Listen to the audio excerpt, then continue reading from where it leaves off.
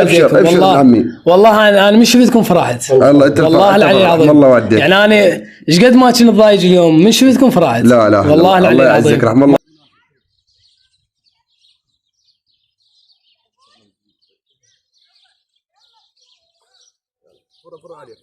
السلام عليكم. السلام عليكم. شلونك حبيبي؟ شلون صدرك؟ رمضان كريم ان شاء الله. انت بخير.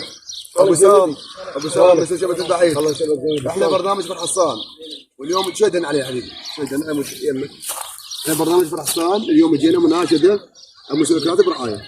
ان شاء الله مسؤول شبكه البحيث جاء اليوم ابو شلوك. خيرتك احنا. يلا تفضل نشرح عن طبل الزيت ونشوف شنو اللي عندك حتى نسوي لك بحث. يلا وقف الصوت.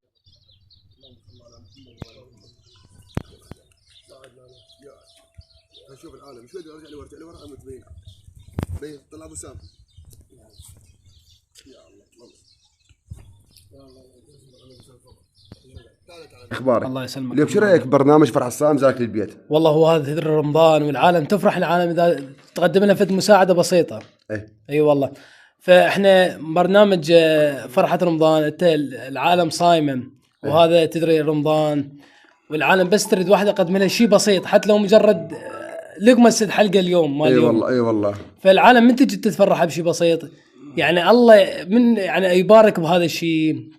وشيء ثاني العالم معتازه. العالم كاتل الجوع. العالم لو تحصل شغل لو ما تحصل يعني تطلع انت على باب الله من الصبح يعني لو تحصل لك لقمه سدي قوت يومك لو ما تحصل لك فترجع انت يعني خايب الظن وضايج فمن تجي هاي تجي انت تفرح بشيء الله هنيئا لك ينفتح لك قلبه لك يعني والله الله صحيح. والله صحيح. الله يعني ينزلك فد منزله عظيمه لهذا. والله احنا غايتنا ان شاء الله نوفر لك راتب رعايه بجود ابو سام. اي والله ما شاء الله. ابشر عمي. والله انا من شفتكم فرحت. الله انت والله العلي العظيم. والله وديك. يعني انا ايش قد ما كنت ضايج اليوم من شفتكم فرحت. لا والله العلي الله العظيم. يعزك رحم الله وديك حبيبي. موفق حال الباقي اللي جاي نزورهم. أيوة. احنا اليوم جايين الزيودي. أيوة. ان شاء الله جايين نعاونه بشغله الراتب. نعم. وان شاء الله نكمل اجراءاته حتى يدخل حاسبه ويصير تحليل نتائج.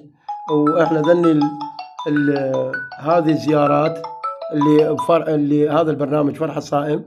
احنا نبحث العوائل اللي اشد فقر باعتبار اللي ما وصل الباحث يعني الضغط شو على الباحث فمرات تصير مناشدات عن طريقه الاستاذ علي. نعم. باعتبارك انت توصل لنا المناشده. الله يعزك. واحنا ذن الاشد فقر حسب تعليمات وزير العمل او نعم. الوزاره ما تعليمات وزير العمل استاذ احمد الاسد المحترم ودكتور احمد بمتابعته رئيس الهيئه استاذ احمد خلف المحترم. فاحنا جايين اليوم من منطقه المعيميره.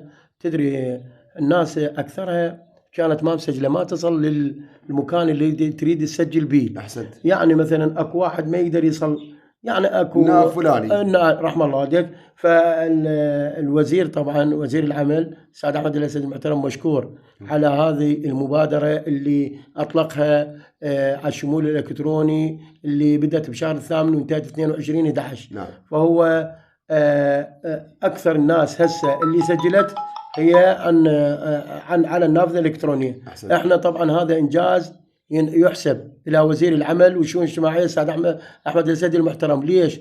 لانه هو فتح اول مره هو يفتح النافذه الالكترونيه اللي انفتحت ب 2016 بعد ما انفتحت نهائيا. احسن صحيح. هو اللي فتحها وهذا يحسب انجاز له.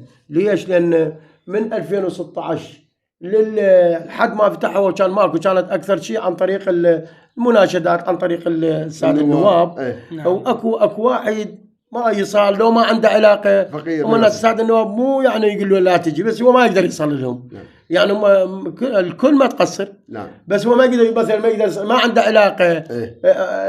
ما عنده كروه يصل لذاك المكان. نعم. فهذه النافذه الالكترونيه قريبه يقدر بالموبايل يسجلها. صحيح. يقدر على الانترنت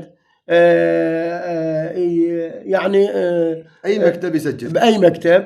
واحنا اللي اجتنا الاسماء